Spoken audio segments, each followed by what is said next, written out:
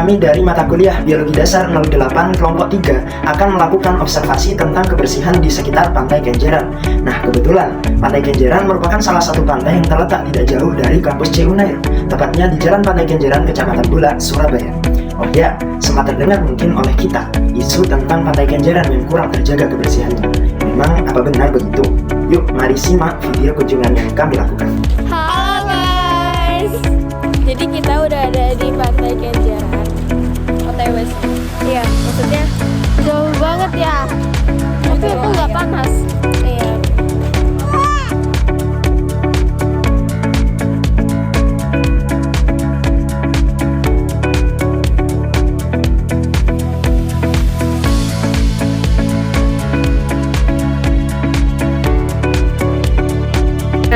Oke teman-teman dan dosen sekalian, jadi berdasarkan hasil survei yang kita lakukan di lingkungan sekitar Pantai Kenjeran ini, untuk kebersihan lingkungannya sendiri itu masih terjaga. Mengapa? Karena ada pihak pengelola yang memang mengelola kebersihan di Pantai Kenjeran ini, mulai dari kegiatan membersihkan Pantai Kenjeran seperti menyapu di jam-jam tertentu, mulai dari pagi maupun ketika akan steril atau akan tutup biasanya di jam 4 sore.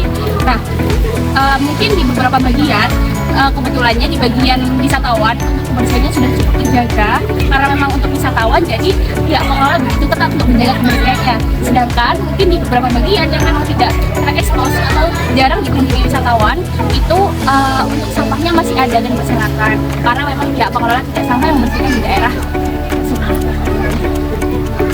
Kemudian seperti yang kita lihat di sini bahwa ini adalah ekosistem laut yang mungkin di sini ada beberapa sampah.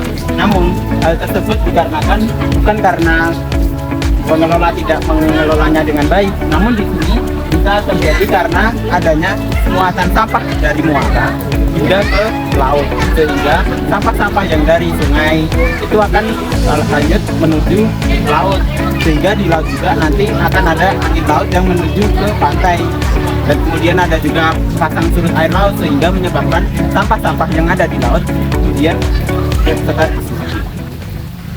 Tercemarnya daerah pantai dengan sampah plastik tentunya dapat menimbulkan dampak yang akan dirasakan dalam jangka panjang. Sampah plastik yang awalnya mencemari daerah pantai lama-kelamaan dapat terseret ke daerah laut dan mempengaruhi ekosistem di dalamnya. Sampah plastik dapat terurai menjadi mikroplastik dan dapat dimakan oleh plankton, ikan, dan biota laut lainnya. Hal tersebut akan mengganggu keseimbangan ekosistem laut. Satwa-satwa laut yang ada dapat terancam musnah akibat benda-benda berbahaya dari sampah plastik yang mencemari. Sampah-sampah seperti plastik, jaring ikan bekas, atau bahan beracun lainnya dapat melukai bahkan membunuh hewan laut. Entah itu karena hewan yang tidak sengaja memakannya atau karena terperangkap di dalamnya. Selain hewan laut, tumbuhan hidup seperti terumbu karang juga merasakan dampak yang serupa. Sampah berat yang menumpuk di dasar laut dapat merusak terumbu karang.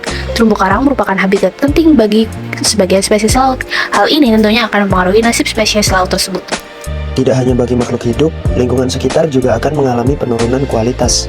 Sampah organik atau beracun yang mengandung bahan-bahan kimia dapat mencemari air laut. Hal tersebut dapat mempengaruhi kualitas air dan keanekaragaman hayati di dalamnya. Selain kualitas air, garis pantai juga mengalami perubahan. Hal ini disebabkan oleh erosi yang terjadi akibat tumpukan sampah. Tumpukan sampah tersebut dapat menghambat regenerasi alami ekosistem pantai. Karena rusaknya ekosistem dan menurunnya kualitas lingkungan, tentu kegiatan perekonomian di lingkungan pantai akan menurun. Pantai yang sudah tercemar pasti akan berkurang daya tariknya bagi wisatawan. Akibatnya, pendapatan sektor pariwisata lokal juga akan menurun. Nelayan juga turut dirugikan dalam hal ini. Ekosistem laut yang rusak akan mengurangi jumlah tangkapan sehingga merugikan nelayan yang bergantung pada laut sebagai sumber kehidupan. Selain itu, dibutuhkan usaha dengan biaya yang cukup tinggi untuk membersihkan pantai yang sudah tercemar.